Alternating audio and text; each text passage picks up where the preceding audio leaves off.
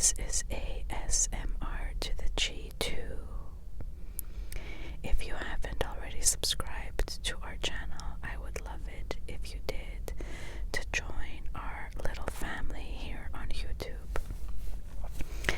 If you want to listen to more ASMR videos from me, I have a Greek channel on YouTube where I do ASMR in Greek.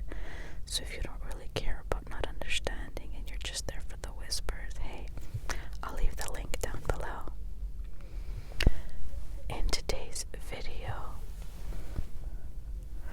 I'm recording in my car, so you might hear some outside noise. I apologize in advance.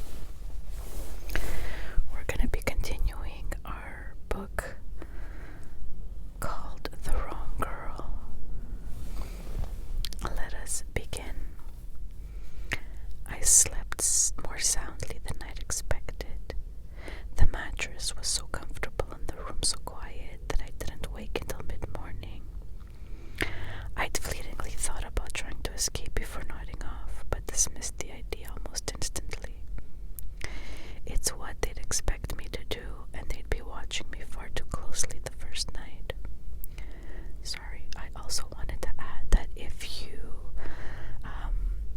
you feel like, if you hear that I sound kind of congested, I'm not sick, I don't have a cold, I'm just allergic to my cat. So yeah, those are my symptoms, right? Stuffy nose, sneezing, runny nose, itchy eyes. Anyways, so yeah, let's continue. I rose and opened the heavy drapes, letting in the light.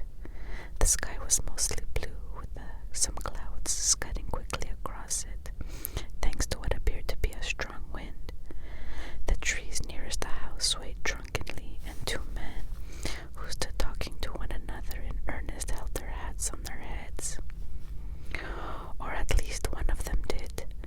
The other had a sturdy-looking tall helmet, a military man. It was odd that the two visitors were at the side of the house, not the front where they could be greeted. I briefly considered trying to catch their attention and begging their assistance in getting away from Frankenham, but it was likely they were friends of the Langleys and would be declined to believe me. Besides, I was inappropriately dressed. I opened the cupboard and selected a simple morning dress of cream and green that fastened up the front. The cotton felt lovely and soft, and I spent a good minute or so just petting it and rubbing it against my cheek. It was perhaps a little flimsy for the cool weather, but I didn't care. It wasn't made of wool, and that was all that mattered. I dressed without a corset since I had no one to help, and arranged my hair as best as I could. Without Vi, it was difficult to wrestle it all up into an elegant style, but I managed to pin some of it back so that I at least didn't look like a lion. I also found a silk choker in the same shade of green as the dress and fixed it around my throat. Miracles of miracles, I found my way downstairs, only getting lost once, and winding up at a locked door which I assumed led to the disused part of the house. I found Sylvia in the small parlor looking out the window, her arms crossed as if hugging herself. "Good morning," I said. She turned, and a smile quickly chased away her frown. "Good morning," she said, coming towards me. "Did you sleep well? I didn't want you woken until you were quite ready. You looked exhausted last night." "Thank you. I slept like a log." She studied me from head to toe, and her smile slipped a little. "You should have rung for one of the maids to help you dress." I'm not used to being dressed by a maid. Indeed, none of the Windermere attic rooms had been fitted with bell pulls to summon the servants. They cleaned our bedroom when we were in the parlor, and they cleaned the parlor when we were in our bedroom or out walking. I rarely saw them and never rang for them. "Really?" Sylvia looked quite shocked. "My friend helped me, and I helped her.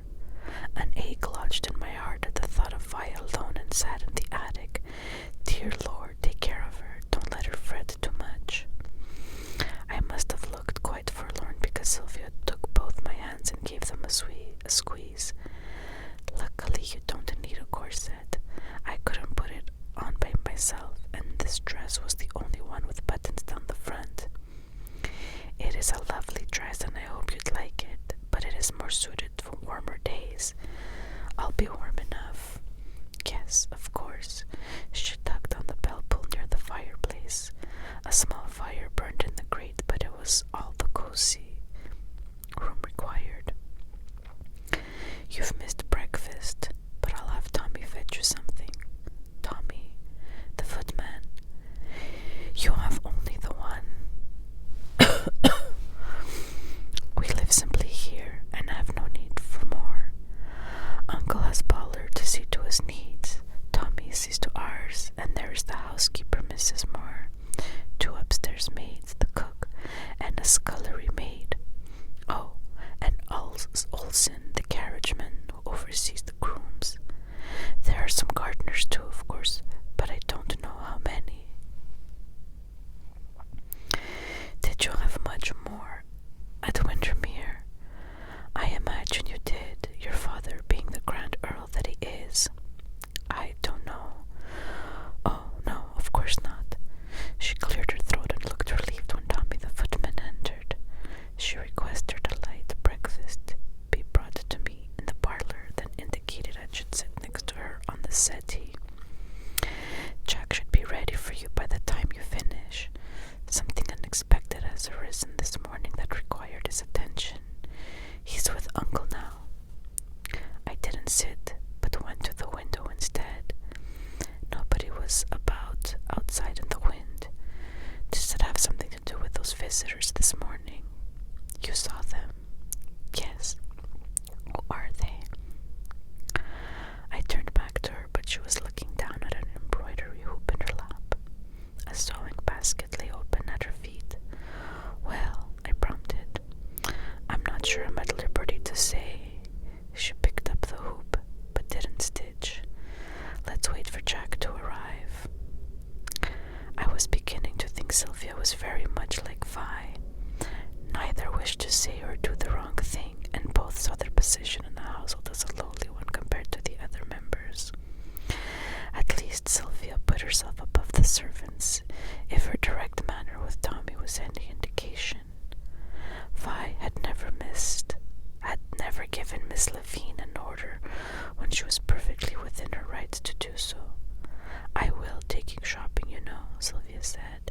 Shopping, after you've settled in. I wouldn't hold out much hope. Your cousin doesn't want me to run off. Understandable considering the trouble he went to abducting me. I can't imagine how awful it must have been for him to pretend to be a gardener for 2 whole weeks. Is that sarcasm again? Sylvia chuckled. I dare you to say that to his face. Be careful. I rarely back down from a dare. She dropped her needle and her eyes widened. It was only a joke. Don't tell him I suggested it. Why not? Are you afraid of him? She concentrated on her stitching for a long moment and said, he can be unpredictable. Unpredictable. The word was like a siren song to me. I'd lived with routine and order my entire life. I did the same thing, day in and day out, saw the same people, walked the same paths. And much as I would do anything to see Vi again, I was missing my life at Windermere less and less with each passing hour. Sylvia was different enough to be interesting, but her cousin was positively exciting. He was a mystery I wanted to solve. That morning I'd looked for him around every corner, hoped to see him in every room I'd passed through. He never complained, you know, she said. Jack, about what? About being a gardener. He only returned home once during that time, and all he spoke about was how poorly treated you were. It was he who discovered you were kept in the attic, not of your own volition, but on Lord Wade's order. How could he possibly have learned that?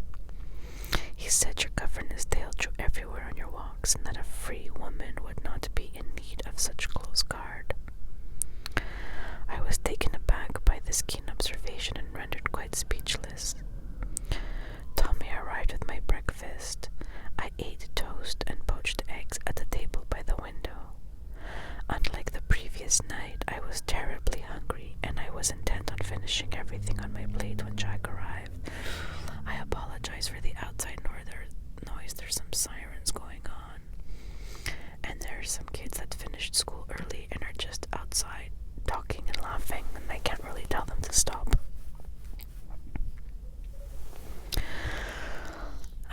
Good morning, ladies, he said. Sleep well, Violet.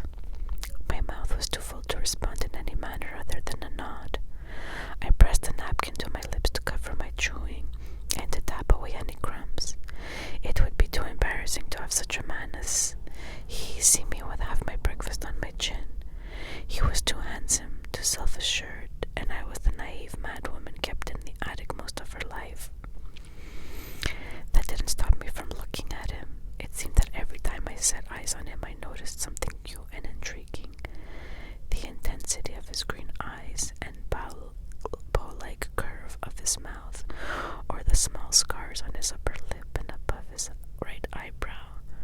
With the sunlight streaming through the window, I saw that his hair had different shades of brown through it. Some light strands, some so dark to be almost black, and everything in between.